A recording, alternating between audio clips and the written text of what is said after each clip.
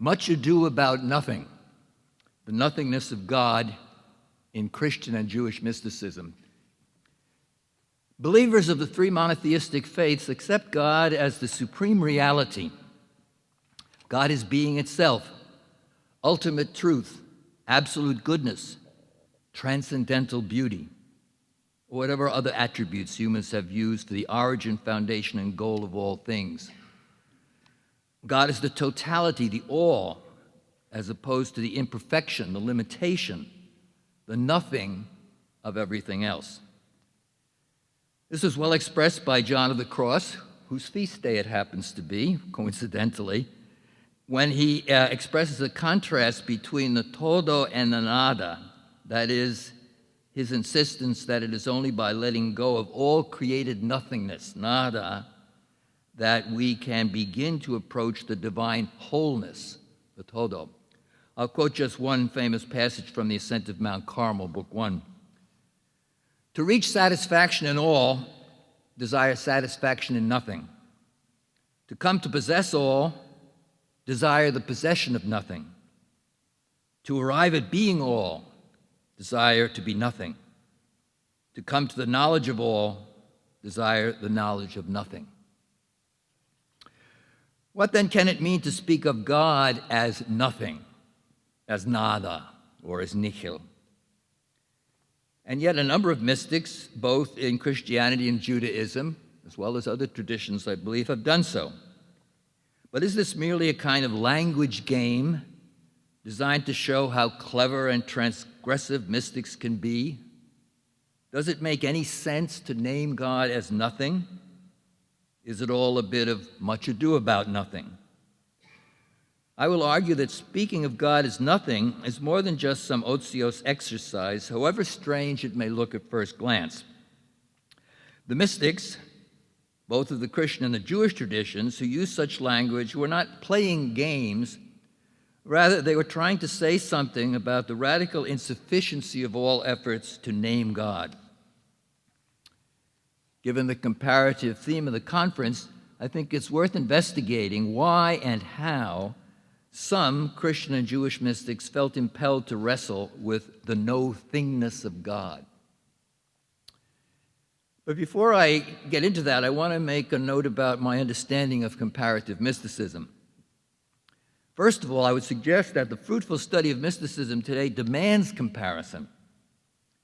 In the current ecumenical situation, what the late Ewart Cousins once called the era of global spirituality, investigating only one mystical tradition in isolation may produce helpful results, but I believe they'll be limited. It's primarily on the basis of the comparative study of the variety of mystical traditions that I think the most creative work will emerge. We live in a religiously plural world, and without commitment to an ecumenical perspective on mysticism, I think we're liable to engage in repeating the past, not forging the future. To be sure, few scholars will ever be equally competent in more than one tradition. But what I'm talking about is different. It's the commitment to serious study and appreciation of at least one other tradition other than one's own. Secondly, by way of introduction, in my own comparative work, which has largely involved the relation of Jewish and Christian mysticism, I've gradually worked out an approach to comparison that I call mystical dynamics, for want of a better term. And this is different from two popular modes of comparison that I describe, perhaps not fairly, as the common core approach and the typological approach. The common core approach of philosophers like W.T. Stace, Ninian Smart, Robert Foreman tries to find the essence or common core of all mystical experience by comparing accounts from diverse texts and traditions that seem to be saying the same thing. The typological approach of investigators like Rudolf Otto and R.C. Zahner, again I'm naming just a few, distinguishes various broad types of mysticism that can be found across religious traditions. I'm not going to say more about those approaches here. They're certainly valuable, but I think they also have certain drawbacks. What I'm calling comparative dynamics is more limited in scope.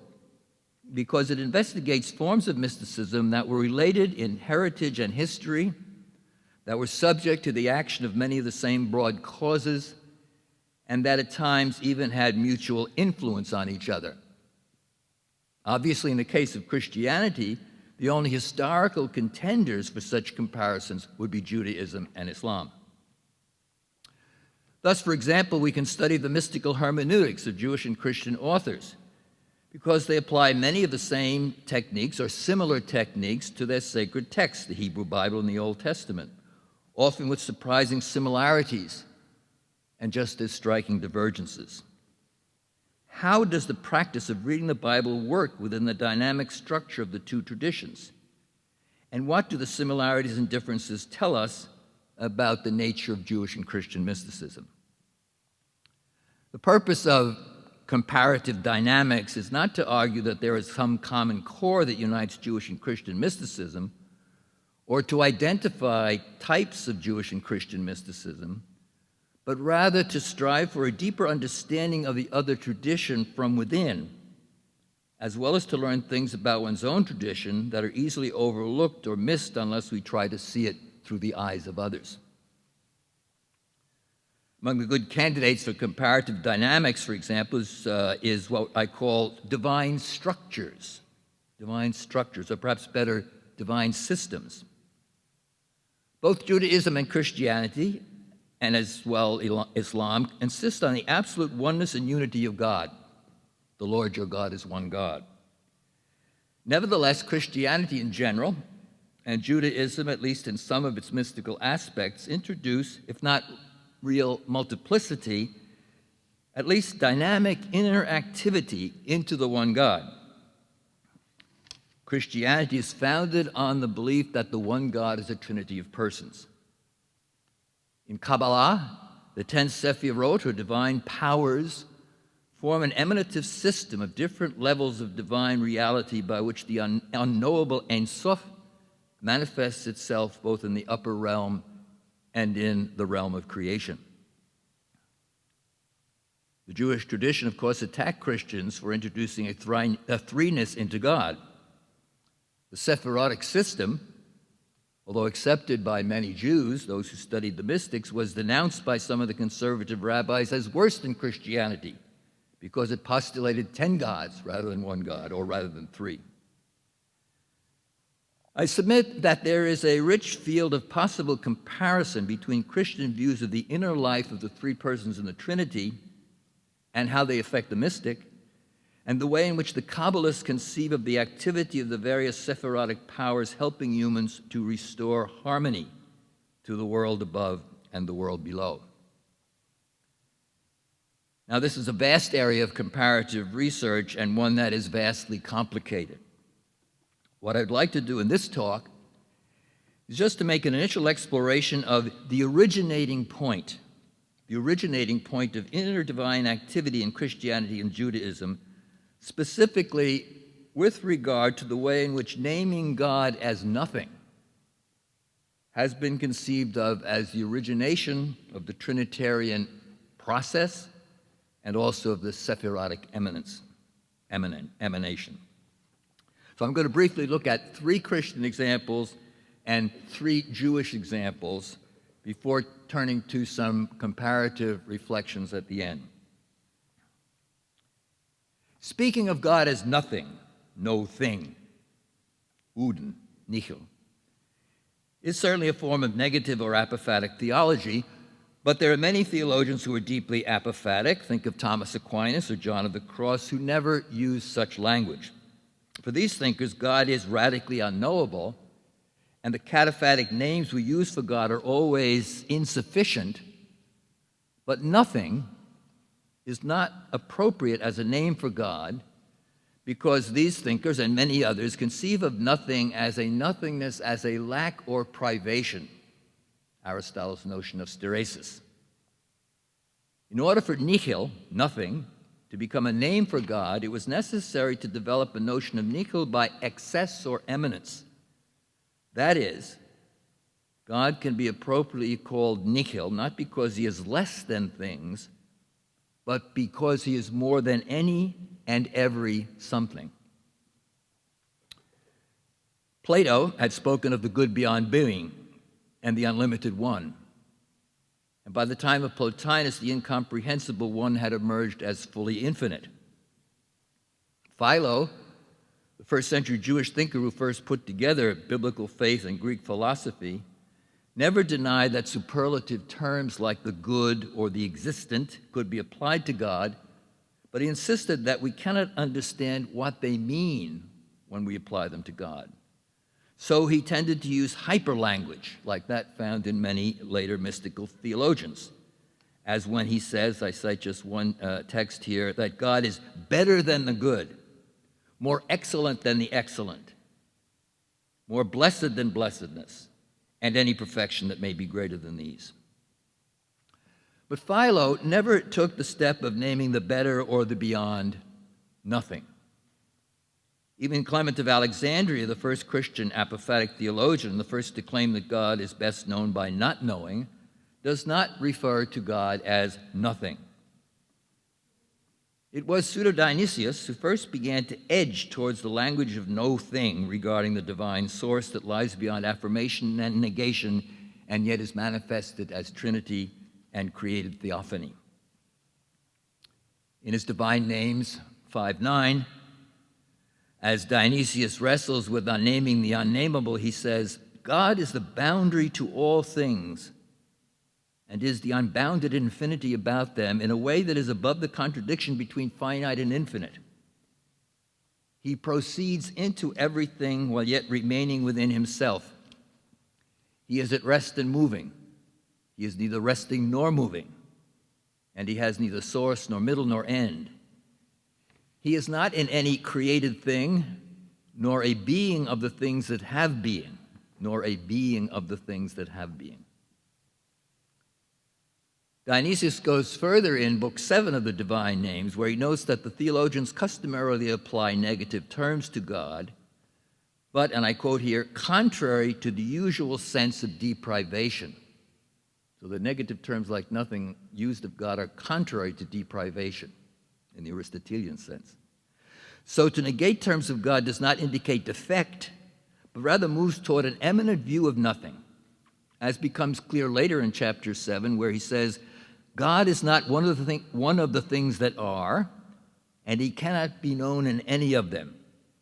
He is all things in all things, and he is nothing in nothing. I don't intend to take Dionysius as one of my three Christian God-no-thingers, but rather I want to look at three later figures who said more about the divine no-thing. The first is John Scotus Eriugena, who translated the Dionysian corpus into Latin and whose Perifusion was deeply indebted to the enigmatic Areopagite. I think that the basic reason why the Irish scholar was able to create a systematic account of God as no thing was rooted in the fact that he intended his Perifusion to be a universal presentation of the whole of reality, what he called the genus generalissimum of natura, physis, which he defined as all the things that are and the things that are not, omnium quae sunt et quae non sunt. Eriugena divided this universal genus into its four appropriate species. First, that which creates and is not created. Second, that which is created and also creates. Third, that which is created and does not create. And fourth, that which neither creates nor is created. Note in this division the inclusion of both positive terms, being, and negative terms, not being. When John begins to discuss the five modes of understanding the basic distinction between the things that are and the things that are not, we can see him working to exclude the understanding of the things that are not in terms of mere lack or privation. Quote here from a text in Book 1. For what somehow appears to be a mode of division based on privations of substances and accidents should not be admitted. For how can that which absolutely is not and cannot be, and which does not surpass the intellect, be included in the divisions of things? So divisions of things has negativity, but it's not negativity by way of deprivation. In other words, if natura is really the most general of all categories, it demands a non-privative or a super-essential nihil in order to ground the whole structure. This insight enabled John to redefine the meaning of creation from nothing, creatio ex nihilo. Christianity, of course, had rejected classical views of the origin of the universe as either a co-eternal but dependent reality, that's Aristotle, or something made, either eternally or temporally, out of a principle other than God, such as matter, and that's Plato. For Christians, the universe is totally dependent on God's free choice, and also God brought it forth without dependence on anything else. Earlier understandings of creatio ex nihilo, we can trace back to about the 2nd century of the Common Era, saw nihil as a total lack of existence, a kind of intellectual surge, something that functioned as the reverse of the supremacy of God's power. Aristotle, however, maintained that creatio ex nihilo meant the total dependence of the universe on the unknowable God understood as nihil. All things come forth from the no thing that is God. Aristotle bases this claim on his analysis of the ways of speaking about God detailed in Book 1 of Periphusion. Positive or cataphatic language about God is always metaphorical because God is nothing of the things that are. Negative language is true, but it provides no information. Therefore, the best way of speaking about God is by hyperlanguage, terms like superessentialis, superbeing. These terms are positive in form, but still negative in content. As he says in Periphusion, speaking of superessentialis, the word says that God is not one of the things that are, but that he is more than the things that are. But what that is it in no way defines. The payout of this doctrine comes in Book 3 of Periphusion in the midst of a long discussion of what it means to call God nothing. Aristotle says, the divine goodness which is called nothing for the reason that beyond all the things that are and that are not, it is found in no essence, descends from the negation of all essences into the affirmation of the essence of the whole universe, from itself into itself, as though from nothing into something. Thus Aristotle, following Dionysius, has no hesitation in calling God the essence of all things, the essentia omnium, a term which, to the unwary who do not understand the dialectic of immanence and transcendence in natura, might seem like pantheism, but which is really the opposite. The fact that John spends such a long time exploring God as nihil does seem to show that he was aware of how strange this teaching would sound to many. But his dialectical view of the relation between the hidden nothingness of God and the divine manifestation, the theophany of creation, was, I think, central to his whole intellectual edifice. It comes to expression in many ways, notably in the famous series of 19 antitheses, again from Book 3, which begins by stating, everything that is understood and sensed is nothing else but the non-apparent's appearance, the hidden's manifestation, the negated's affirmation. Non apparentis apparitio, occulti manifestatio, negati affirmatio. The initial subjective genitive in each of these phrases, non apparentis, for example, expresses the hidden divine nothingness, while the positive nominative indicates God as both proceeding and returning in the theophanic universe. Thus, we might paraphrase the third antithesis, negati affirmatio, as saying, the coming forth from what is negated, that is the nihil, is the affirmation that moves back towards the goal that is also its source. Aristotle's radical apophatic view of God as nihil had profound implications for his view of humanity as imago Dei, image of God, because it means that humans in their deepest level are as unknowable as God, implying that the human nature in reality is also a nothing, a no thing, a nihil, although Aristotle does not generally use that kind of language. The Dominican preacher Meister Eckhart is my second example. He also had a highly developed notion of God as nihil or nichts.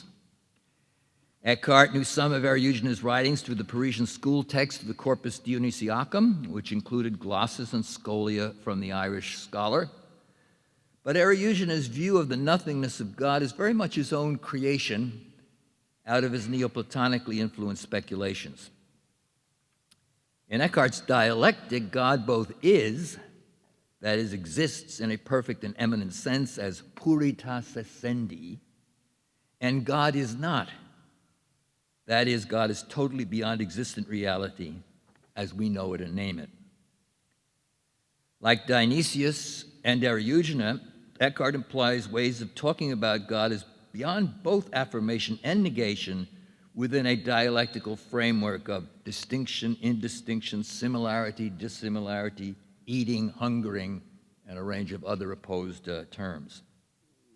That is to say, since God is the being whose distinction from everything else is his indistinction, or the one whose difference from all else is the fact that he is not different or not other, therefore, the more distinct God is, the more indistinct he is, and vice versa. Famous text in Eckhart's commentary on the Book of Wisdom, chapter 7.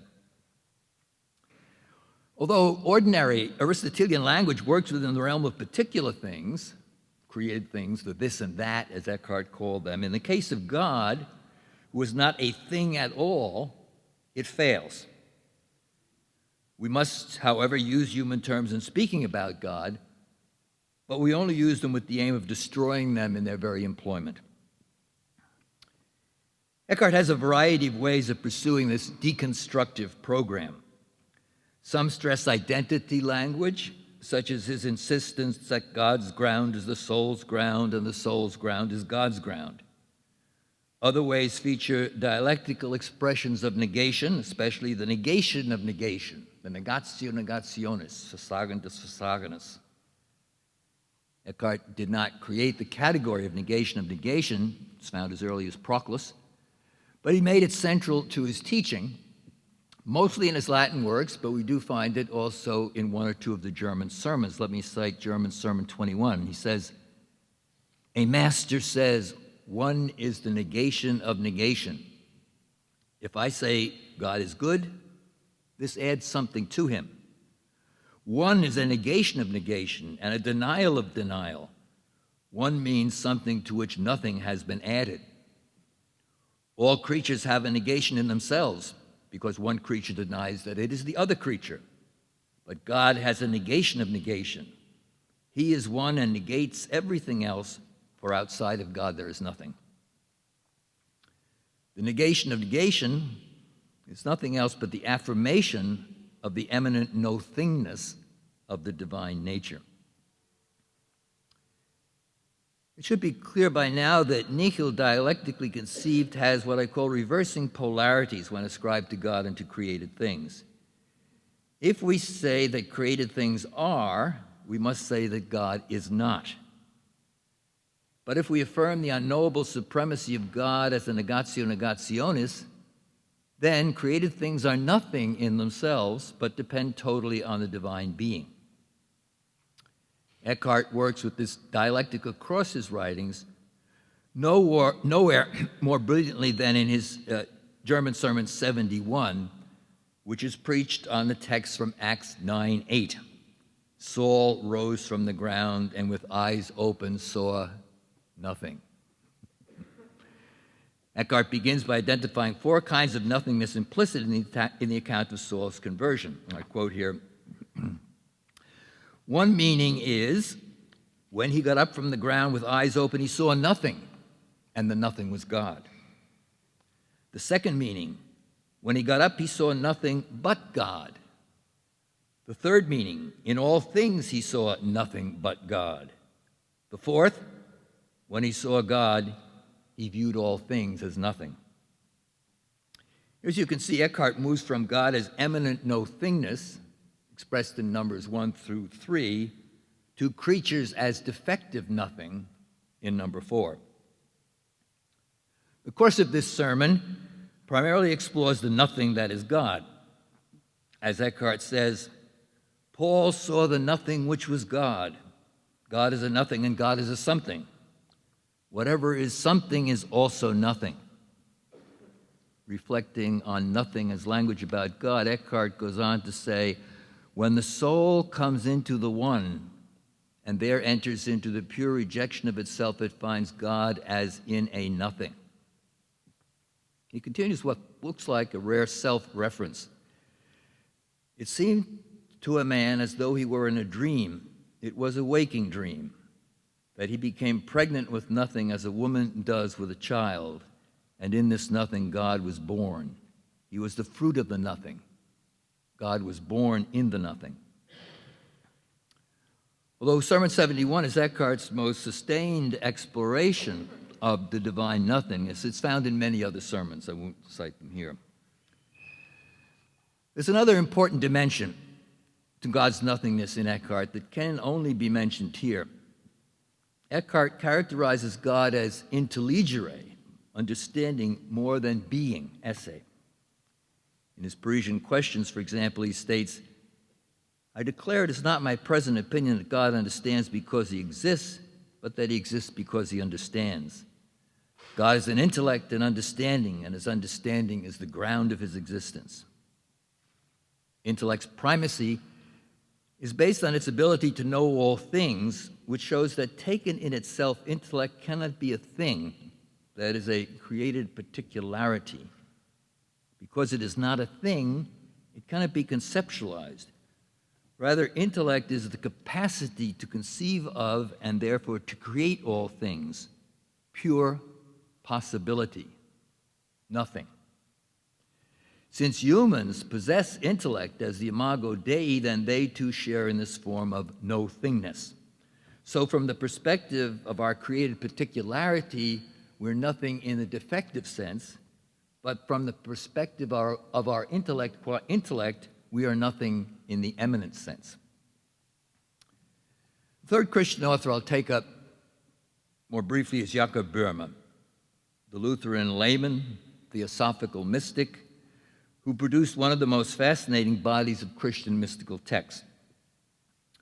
In this context, I can only look at one aspect of Böhme's dense, emanative account of the procession of all things from the hidden and unknown ultimate source. And this will be his teaching on the Ungrund. It's not found in his earliest works, in the Aurora. But we begin to find from the works starting around 1619, that is the three principles of divine beings, what I'm referring to here, we find an account of the origin of evil that roots it in the divine nature and begins to talk more directly about that nature as nothing. I quote, he, God, is a spirit, and before our eyes he is like a nothing. Hence, if we did not know him from creation, we would know nothing of him. If he had not become from all eternity, he would be nothing at all. In this work, for the first time in Böhme, the divine will comes to the fore as the force that impels the nothing God to come to outward manifestation and to self-knowledge. In the contemporary work, The 40 Questions on the Soul, Böhme, for the first time, uses his neologism for this God beyond God, the nothing from which all things come. He calls it the Ungrund, the no ground, the on-ground, Ungrund. And Ungrund appears in almost all of his later works, and I think is the key to Böhme's mature negative theology. Discussing the origin of the soul, this is question 1 in the 40 questions, Böhme's exposition focuses on 10 forms of fire, which some have seen as reflecting the 10 Sephirot of the Kabbalists. The first form of fire is the pre-cosmic will, which sees and desires only itself. The second form features this Ungrund. Somehow, will begins to seek a model of itself and becomes pregnant. Böhme tries to explain how the will, as a nothingness in itself, constitutes itself by using the image of an eye gazing into the mirror of itself. He says, it is all things and yet is nothing. It beholds itself, and yet it finds nothing but an auga, which is its eye. Auga, that is the eternal origin from something, that the eternal origin that something is, for it is an eternal beginning and an eternal end. Thus the Ungrund sees in itself and finds itself. Burma's neologism marks a new moment in Christian views of the nothingness of God, one that is difficult to interpret. The term might be paraphrased as the ungraspable non-ground. Nicholas Berdyaev spoke of it as an absolutely original freedom, something that is not even the meontic freedom determined by God. Ungrund seems more like the place or no place where freedom, at least as we can conceive it, arises. It's whence. It is also an eternal nothing. As Burma says in a text from the Pansophical Mystery, again I quote, "The Ungrund is an eternal nothing, but it makes an eternal craving, Sucht, for nothing is a craving after something. Because there is nothing that can give anything, the craving itself is the giving of it, and yet it is a nothing as purely desiring craving. It makes something out of nothing, and that only in itself." I don't have time here to pursue the meaning of Berdyaev's Ungrund as what I would call the pre-divine nothing, a limitless neediness seeking to find itself. The texts, I hope, are sufficient to indicate its difference, however, from the eminent divine superessential nihil in Eriugena and Eckhart, because rather than an overwhelming but unknown transcendent fullness, Burma's Ungrund is a primordial neediness, the indeterminate desire to come to knowledge of itself and to manifest itself in creation. So if I've been speaking so far about two kinds of nothingness, nothingness by defect and nothingness by eminence, Burma's Ungrund does not seem to fit either of these very well. Perhaps we need to identify a third form of nothingness, the nothingness of neediness and desire, Sucht. Now to turn to Jewish texts more briefly. The Hebrew Bible speaks of the hiddenness of God, and early Jewish Merkava mysticism had a role for a negative theology and a hidden God.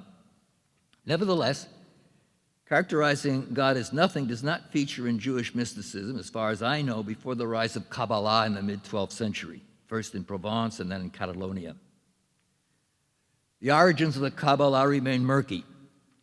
Gershom Scholem's book of that title saw early Kabbalah as a challenge to the philosophical Judaism of Moses Maimonides, one that combined Gnostic elements present in early Jewish traditions with Neoplatonic themes. But the debate continues among scholars of Jewish mysticism about the background and the meaning of the various forms of Kabbalah from the 12th through to the 14th centuries. Speaking of God as nothing, Jewish mysticism is tied to the appearance of a new term, Ein Sof, literally the without end, a technical term for the incomprehensibility of the infinite God. Closely related to this new term is a shift in the understanding of the word ayin, the biblical term meaning nothing in the privative sense, or sometimes where. The early Kabbalists absorbed ayin into their language of the Sephirotic system, making it a kind of manifestation, or one of the manifestations of Ein Sof, the unknown and unknowable source. In that sense, ayin becomes the nothing that can be named. I'll quote just a text or two. Late 13th century Kabbalist Joseph Chikatilo says, "The depth of the primordial being is called boundless. It is also called ayin because of its concealment from all creatures above and below. If one asks, what is it? The answer is ayin. That is, no one can understand anything about it." The 14th century Kabbalist David ben Abraham Halavan explicitly invokes nothingness by way of eminence. Nothingness, ayin, is more existent than all the being of the world, since it is simple, and all simple things are complex compared with its simplicity. So it is called ayin. Given the bibliocentric and linguocentric nature of Jewish mysticism, the new understanding of ayin found a scriptural source oddly enough, in a famous quotation from the book of Job, Job 28:12, where is wisdom to be found? Where is wisdom to be found? But the where here is me'ayin. The answer is that wisdom, often conceived of as the first of the Sephirot, comes from nothingness. Thus, another Kabbalist, Asher ben David, says, the inner power is called ayin because neither thought nor reflection can grasp it. Concerning this, Job said, wisdom comes into being out of ayin. So an eminent sense of nothing, naught, emerged in early Kabbalah and took its place in Jewish mystical speculation. This evolution, of course, is very complex. Here I'll make only a few comments about two Kabbalistic authors. First is Azriel of Herona, roughly 1180 to 1250. And then I'll say just a little bit about the Zohar and the person who seems to be its major, not its only author, Moshe de Leon, roughly 1240 to 1305. Under the influence of Isaac the Blind and other Provençal Kabbalists, Azrael developed a highly sophisticated form of mysticism. To quote Joseph Dahn, Rabbi Azriel's work represents an important step in the systematization of Kabbalistic symbolism and its application to various aspects of Jewish religious life. With Azriel, we also enter into the complex question of the possible influence of Christian Neoplatonic systems, specifically that of Eriugena, on early Kabbalah. Scholem proposed that Azriel, or at least some of his circle, knew Latin and had knowledge of Periphysion. Other scholars have taken the suggestion even further, but there has been a pushback by scholars who found any question of direct dependence highly unlikely, despite the Neoplatonic cast of Azriel's thought. Rabbi Azriel's view of the divine nothingness is difficult. In his explanation of the 10 Sephirot, Azriel describes the infinite Ein Sof in personal terms as the ruler of the world, although the philosophers admit to this fact that the cause of all things, I'm quoting here, and the origins is infinite, unfathomable, and without limit, and is absolutely undifferentiated in a complete and changeless unity. He continues, he is the essence of all that is concealed and revealed. And as the philosophers say, our perception of him cannot be known except by way of negative attribution. That's, of course, Maimonides. That which radiates forth from Ein Sof, continues Azrael, are the 10 Sephirot, which he describes as the first limitation of Ein Sof's unlimited power. They are perfected power insofar as they flow from the source, imperfect power when the flow is withdrawn. In his discussions of the emanative process, Azrael employs the language of the transformation of nothing, sometimes ayin, sometimes fs, into something, yesh. But it's not always clear whether we're talking about a philosophical notion of nothing as privation or a mystical notion of eminent nothingness. It is evident, however, that Azrael thought that God created being out of his own nothingness.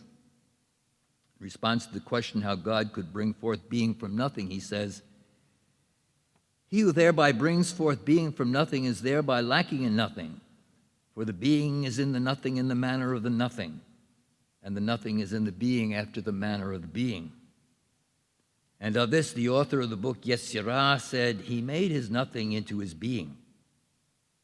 He did not say he made the being from the nothing, to indicate that the nothing is the being, yesh, of the being, and the being is the nothing.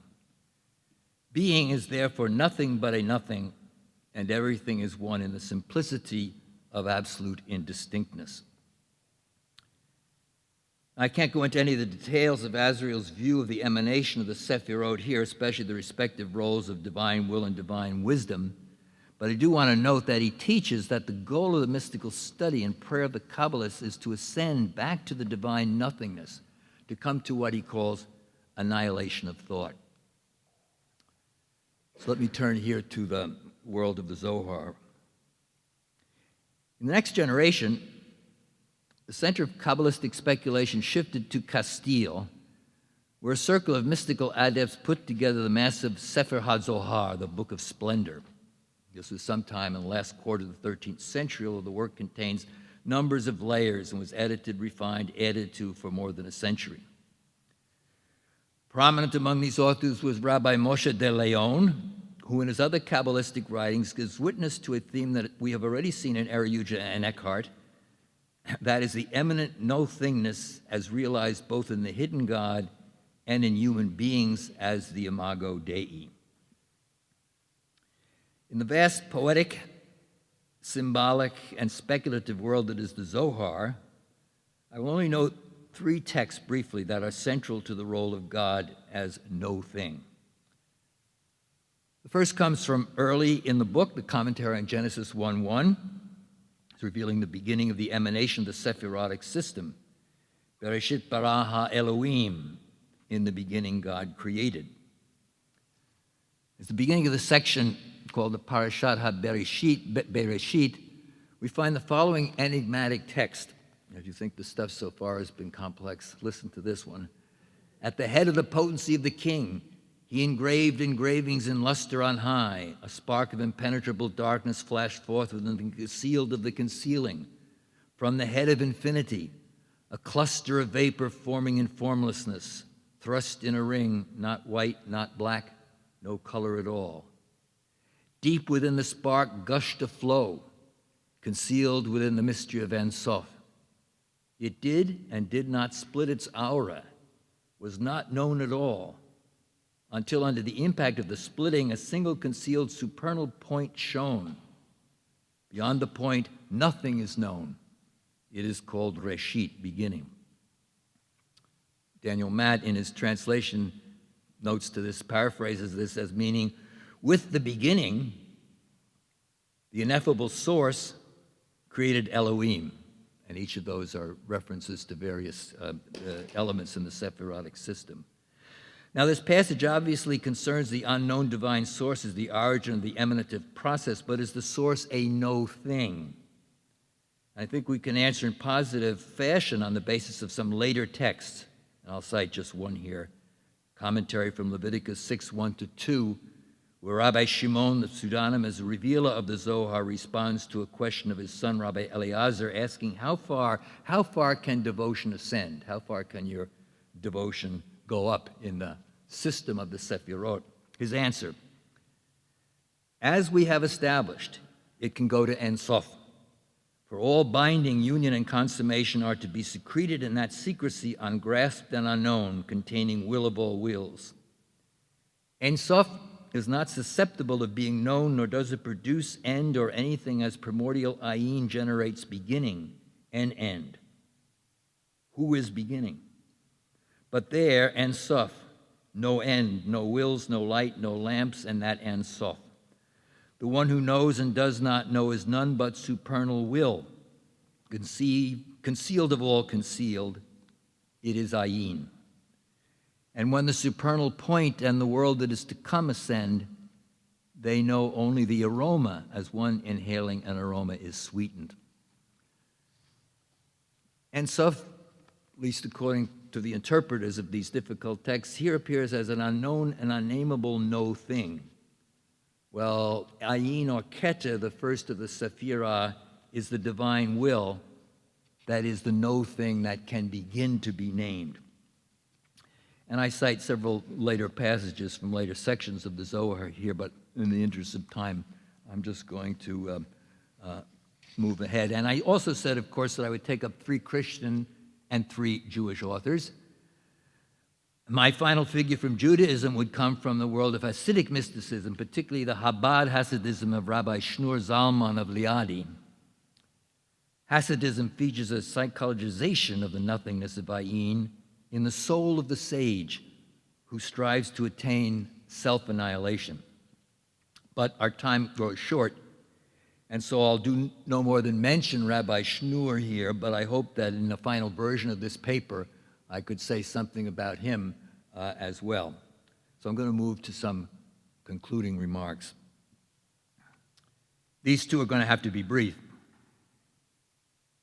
In contrast to ancient thinking, even the philosophical mysticism of the Platonic tradition, Christianity and later Judaism created a new philosophical mystical category, the no-thingness of eminence.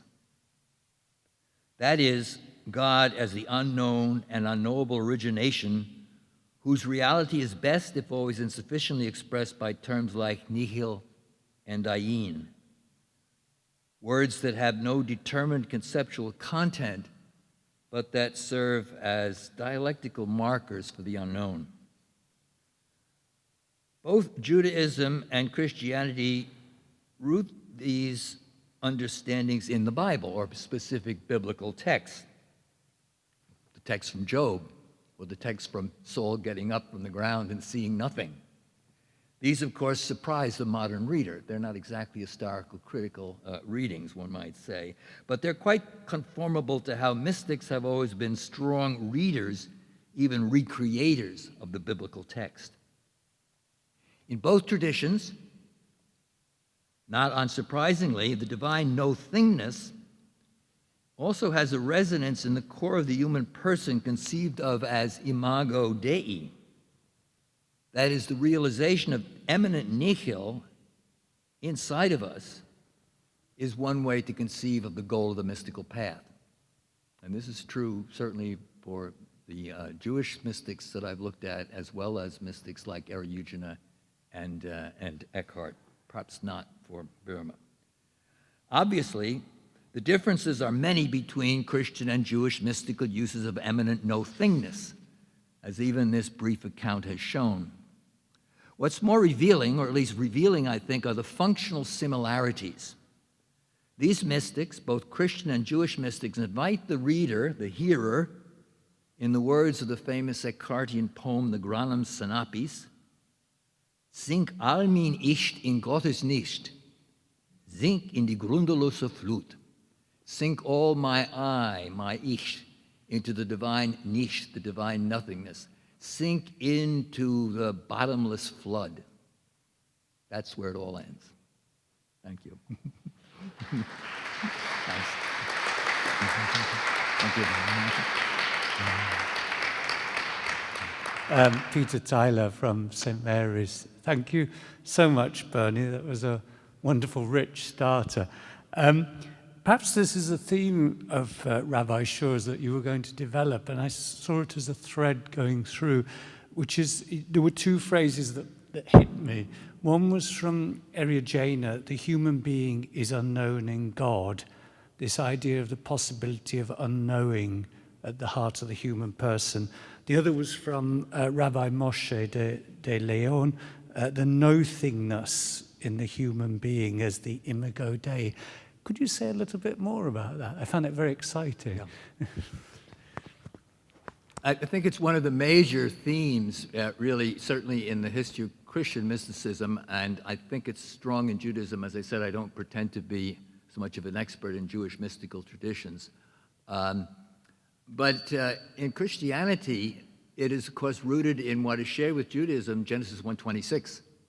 Humans alone are created in the image and likeness of God. And what does it mean, therefore, to say that we are created in the image and likeness of God? And at first with Gregory of Nyssa, who has a deeply apophatic doctrine of God, so begins to recognize if humans are imago and God is unknown, humans must also be unknown. There is a radical apophatic anthropology based upon the whole notion of imago Dei.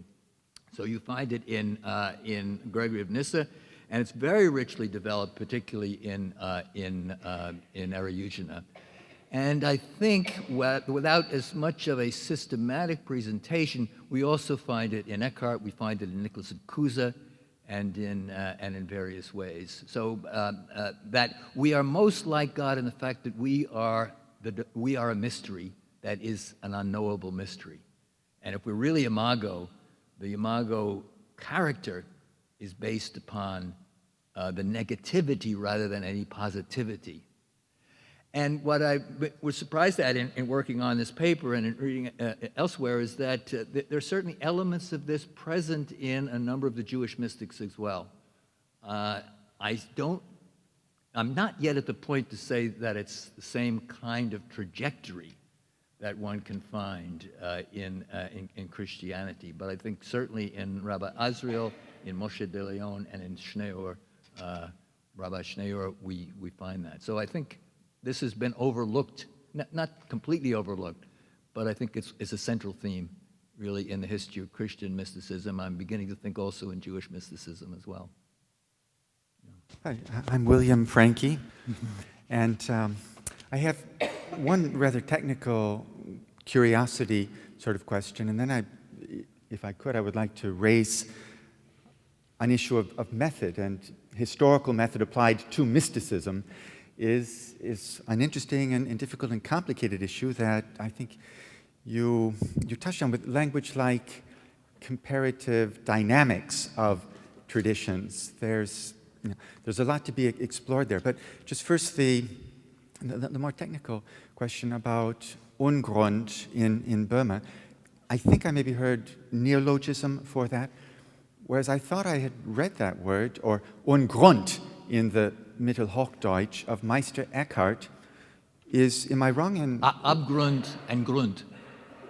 In Eckhart we find Abgrund and Grund. Yes. We never find Ungrund. Ungrund, okay. With a T, all right, well...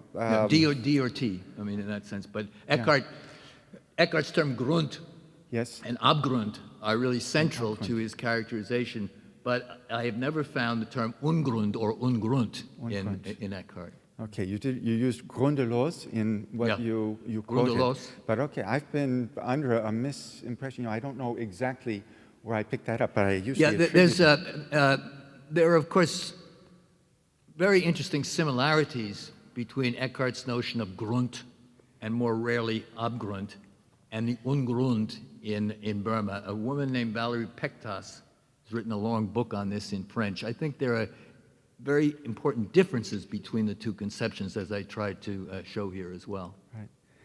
So then the other question to explore, I don't see really a way of answering this except through an ongoing conversation, but in some ways history is antithetical to mysticism. History needs objects, things to talk about.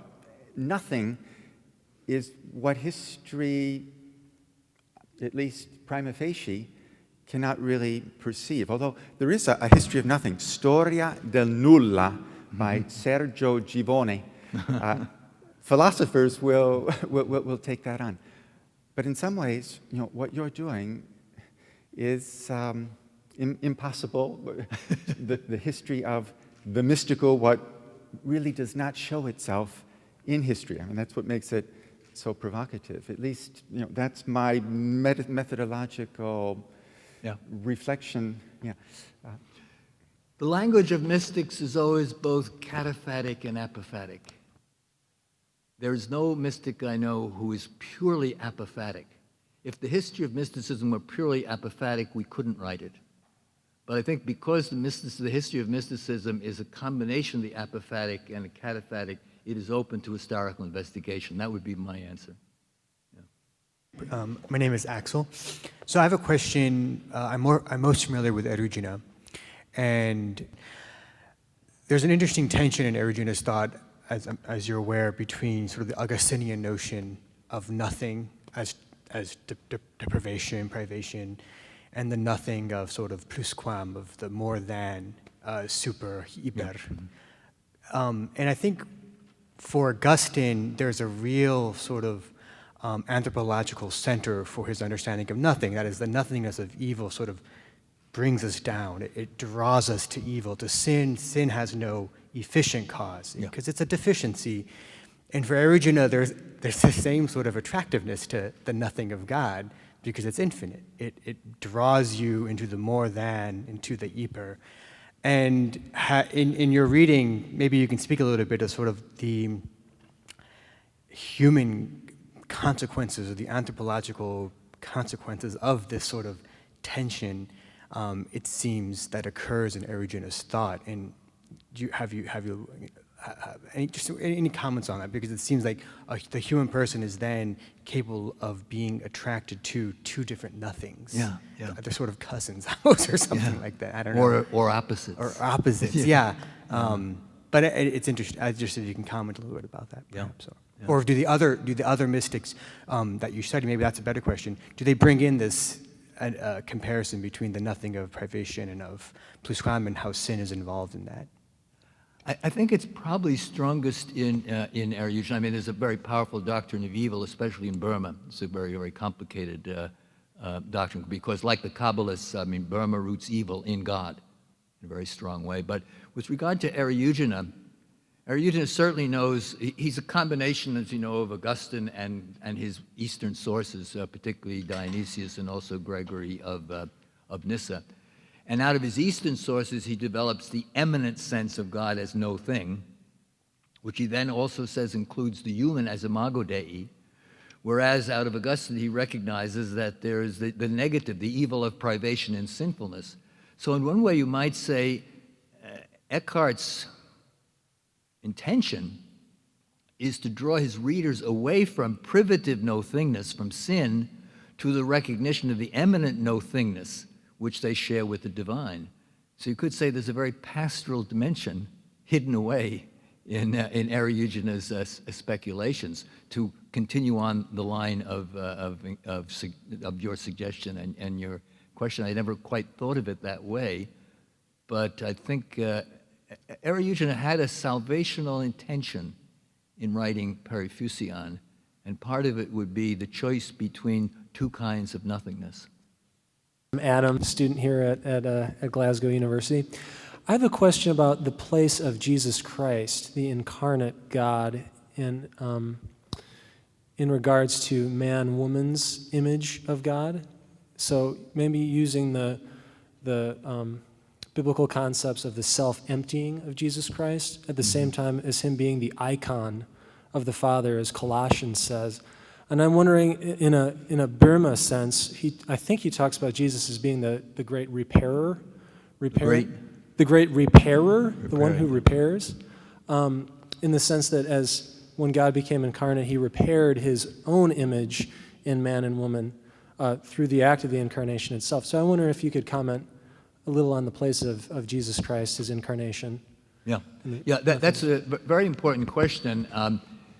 Probably easier to answer with regard to Aristotle and Eckhart, because they're sometimes accused, of lacking a kind of Christology. They have a very different kind of Christology. They have a cosmic Christology.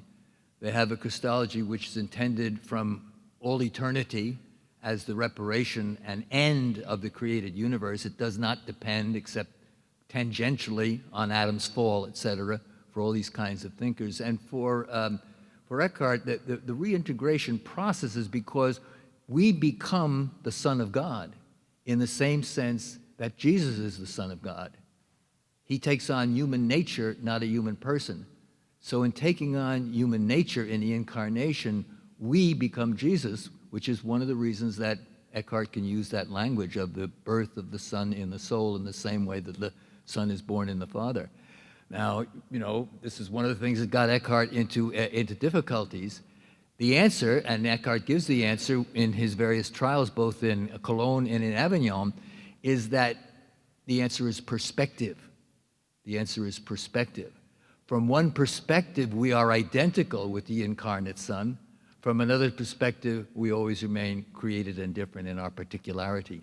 So, and Eckhart makes that quite explicit. He's talking, as he says, insofar as the Son has taken on human nature, we are one with the Son.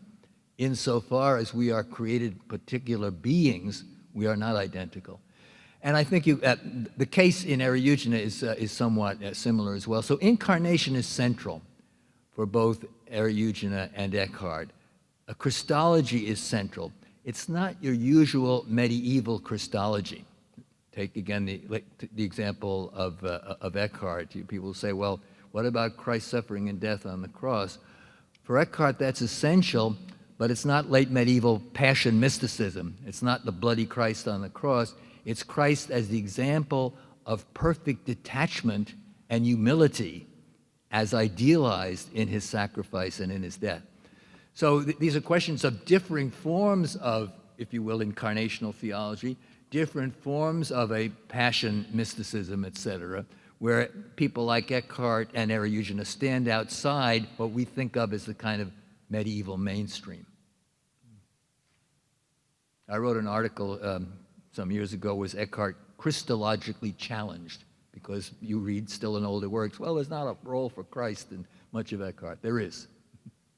For Eriugena, I do know that in his Periphysion, he openly states that the incarnation presupposes a theophanic cosmos, that you need a theophanic cosmos for the incarnation to actually function, as it were. And it's very interesting. And he also then defines theophany elsewhere actually as the descent of the Word. Yep. So he integrates the descent of the Word into his cosmology.